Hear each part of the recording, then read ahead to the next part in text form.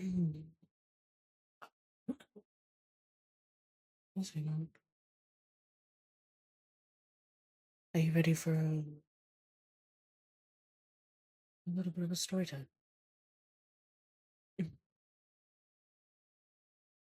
I'll let you. I'll let you pick the story that we read. Um, do you want it to be a Tigger story? Piglet? Eeyore? We did Winnie the Pooh last week. I figured we'd break it up a little bit.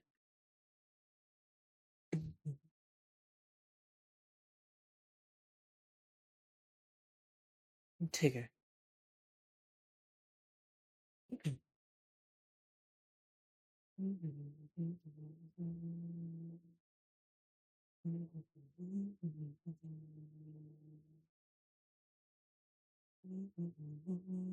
Let's see. Eeny, meeny, miny.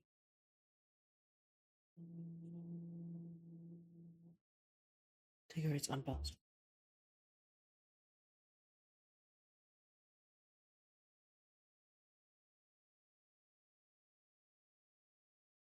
Hmm.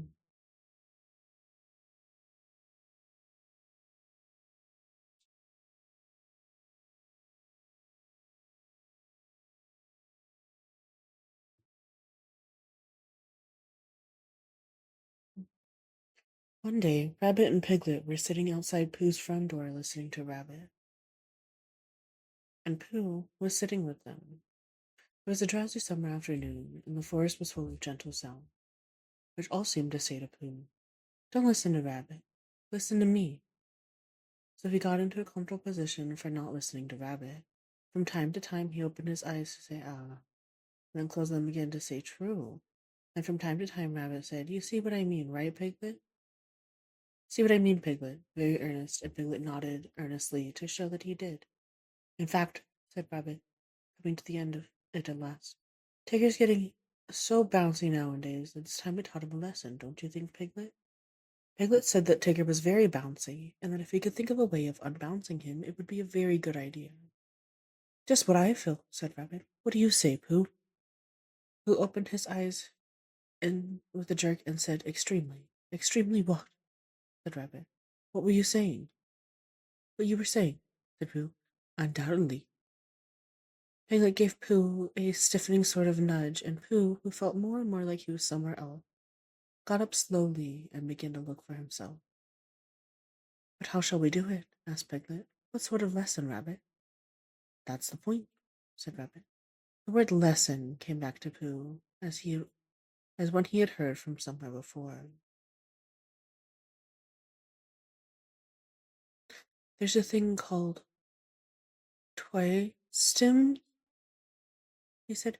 "Christopher Robin tried to teach it to me once, but it didn't." "What didn't?" "Didn't what?" said Piglet. Pooh shook his head. "I don't know. It just didn't." "What are we talking about?" "Pooh," said Piglet reproachfully. "Have you been listening to what Rabbit was saying?" "I listened, but I had a small piece of fluff in my ear. Could you say it again, please, Rabbit?" Rabbit never minded saying these things, so he asked where he should begin from, and when Pooh had said from the moment when the fluff got in his ear, and Rabbit had asked when that was, and Pooh said he didn't know because he hadn't heard properly. Piglet settled it all by saying that what they were trying to do was they were just trying to think of a way to get the bounces out of Tigger. Because however much you liked him, you couldn't deny he did bounce. "Oh, I see," said Pooh. "There's too much of him," said Rabbit. "That's what it comes to. That's what it comes to."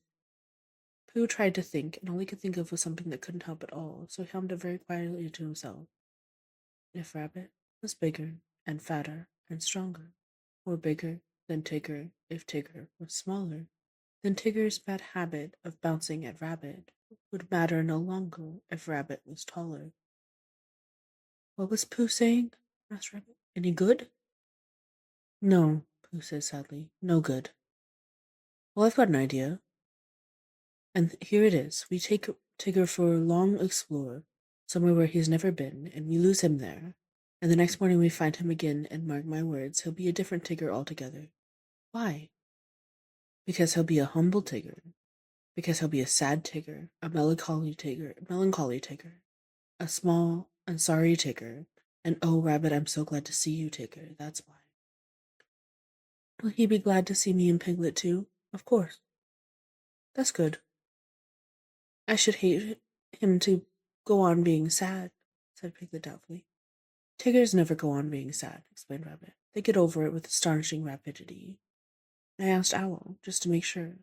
He said that that's what they always get that's what they always get over it with. But if we can make Tigger feel small and sad just for 5 minutes, we shall have done a good deed. But Christopher Robin thinks so, said Piglet. Yes. He'd say, You've done a good deed, Piglet. I would have done it myself.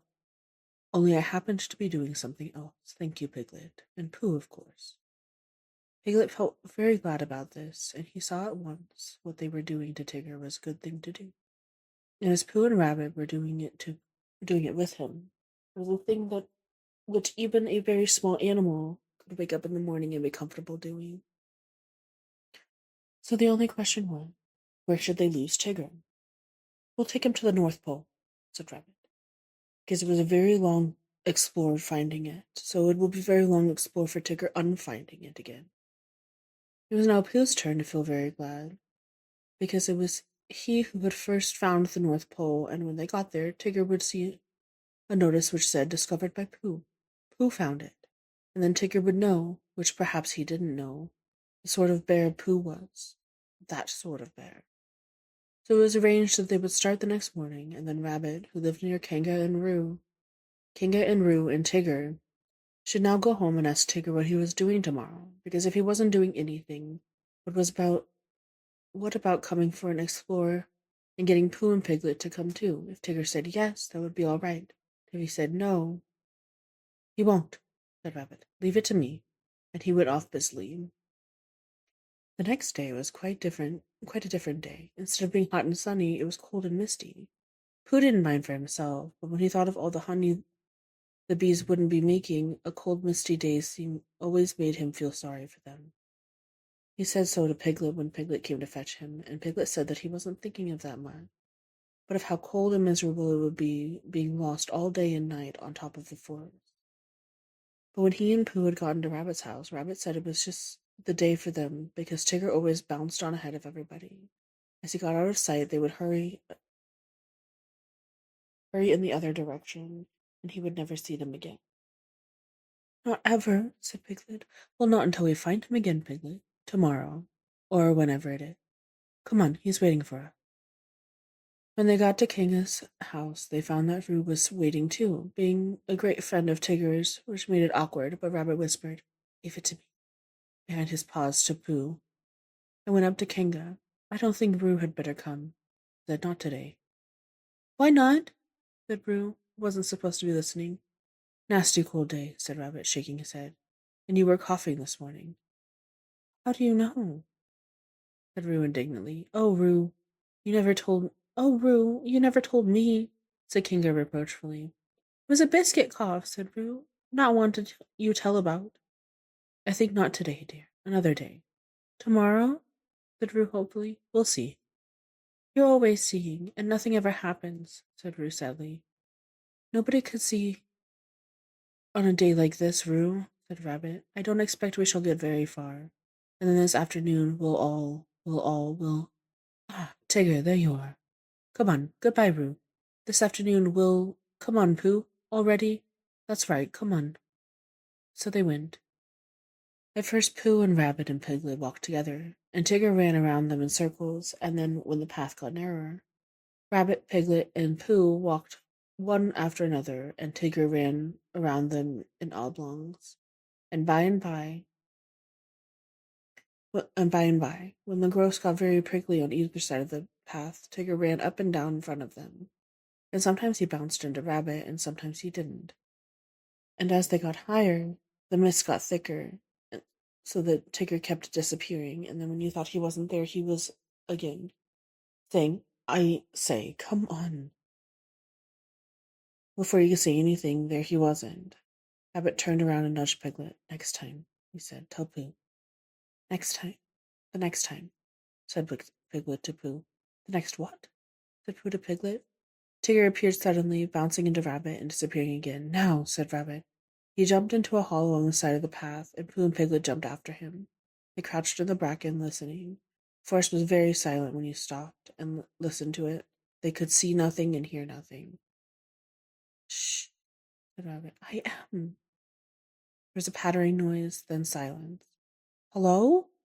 Said Tigger. He sounded so close suddenly that Piglet would have jumped if Pooh hadn't accidentally been sitting on him. Most of him. Where are you? Called Tigger. Rabbit nudged Pooh, and Pooh looked about for Piglet to nudge, but couldn't find him, and Piglet went on breathing wet brackens as quietly as he could. Felt very brave and excited. That's funny, said Tigger. There was a moment's silence, and then they heard him pattering off again.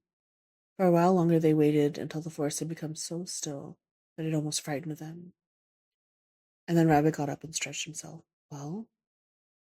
He whispered proudly. There we are, just as I said.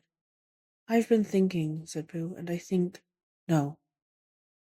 Don't run. Come on. And they all hurried off, Rabbit leading the way. Now, said Rabbit after they had gone a little way, we can talk. What were you going to say, Pooh? Nothing much. Why are we going along here? Because the way home. Oh, said Pooh. I think it's more to the right, said Piglet nervously. What do you think, Pooh? Pooh looked at his two paws. He knew that one of them was right, and he knew that when you had decided which one of them was right, then the other was left. But he never could remember how to begin. Well, he said. Come on, said Rabbit. I know it's this way. They went on. 10 minutes later they stopped again. It's very silly, said Rabbit. But just for a moment of course, come on. Here we are, said Rabbit 10 minutes later. No, we're not. No, said Rabbit 10 minutes later. I think we ought to be getting back. Or are we a little bit more to the right than I thought? It's a funny thing, said Rabbit 10 minutes later, how everything looks the same in the mist. Have you noticed it, Pooh? Pooh said that he had. Luckily we know the forest so well, or we might get lost, said Rabbit half an hour later, and he gave a careless laugh, which you give when you know the forest so well you can't get lost. Piglet sidled up to Pooh from behind. Pooh? He whispered. Yes, Piglet. Nothing, said Piglet, taking Pooh's paw. I just wanted to be sure of you. When Tigger had finished waiting for the others to catch up, they hadn't, and when he had gotten tired of nobody to say, I say come on to, he thought he would go home. So he trotted back, and the first thing Kanga said when she saw him was, There's a good Tigger. You're just in time for your strengthening medicine. And she poured it out for him. Roo said proudly, I've had mine. And Tigger swallowed his and said, So have I. Then he and Roo pushed each other about in a friendly way, and Tigger accidentally knocked over one or two chairs, and Roo accidentally knocked over one on purpose, and Kanga said, Now then, run along. Where shall we run to? Asked Roo. You can go and collect some fir cones for me, said Kanga, giving them a basket. So they went to the 6 pine trees and threw fir cones at each other until they had forgotten what they'd came for, and they left the basket under the tree and went back to dinner. And it was just when they were finishing dinner that Christopher Robin put his head in the door. Where's Pooh? He asked. Tigger, dear. Where's Pooh? Said Kanga. Tigger explained what had happened at the same time that Roo was explaining about his biscuit cough, and Kanga was telling them both not to talk at once. So it was some time before Christopher Robin guessed that Pooh and Piglet and Rabbit were all lost in the mist on the top of the forest. It's a funny thing about Tigers, whispered Tigger to Roo. How Tigers never get lost. Why don't they, Tigger? They just don't. That's how it is. Well, said Christopher Robin, we shall go and find them, that's all. Come on, Tigger. I shall have to go and find them, explained Tigger to Roo. May I find them too? Said Roo eagerly. I think not today, dear, said Kanga. Another day. Well, if they're lost tomorrow, may I find them? We'll see, said Kanga, and Roo, who knew what that meant, went into the corner and practiced jumping out at himself. Partly because he wanted to practice this, and partly because he didn't want Christopher Robin and Tigger to think that he minded they went off without him. The fact is, said Rabbit, we've missed our way somehow. They were having a rest at a small sand pit on the top of the forest.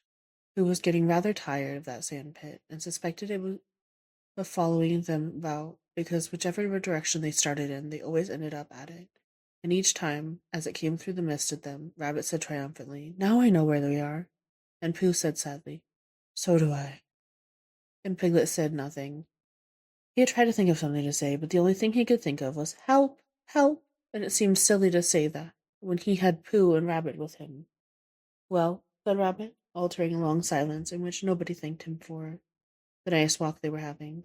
We'd better get on, I suppose. Which way shall we try? How would it be, said Pooh slowly, if, as soon as we're outside of this pit, we try to find it again?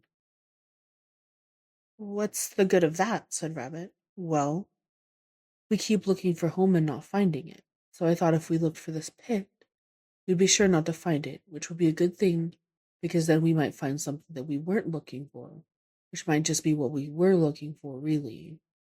I don't see much sense in that, said Rabbit. No, said Pooh humbly. There isn't. But there was going to be when I began it. It's just that something happened to it on the way. If I walked away from this pit and then backed to it, of course I would find it. Well, I thought perhaps you wouldn't, Pooh. I just thought. Try, said Piglet suddenly. We'll wait here for you. Rabbit had given a laugh to show how silly Piglet was, and walked into the mist. After he had gone 100 yards, he turned and walked back again, and after Pooh and Piglet had waited 20 minutes for him, Pooh got up. I just thought, said Pooh. Now then, Piglet, let's go home. But Pooh, cried Piglet, all excited, do you know the way? No, said Pooh. But there are 12 pots of honey in my cupboard, and they've been calling to me for hours.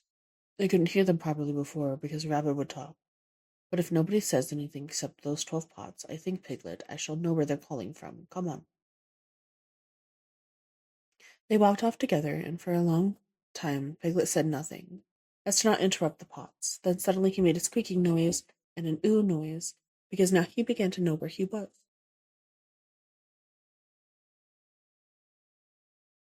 But he didn't dare say so out loud in case he wasn't.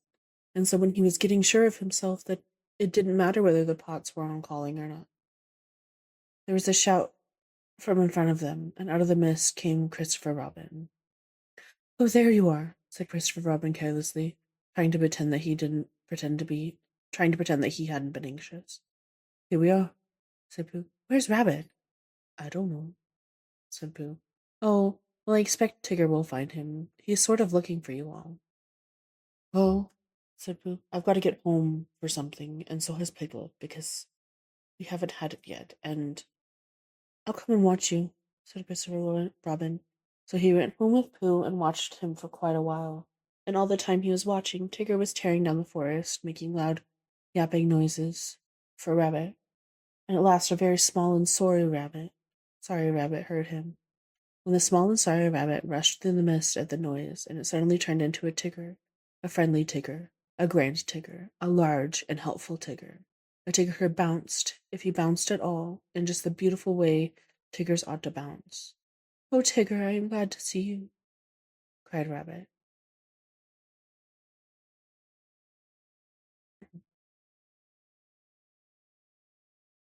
Looks like you're starting to doze off.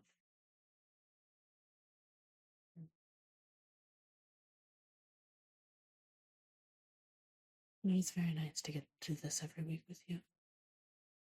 Good night.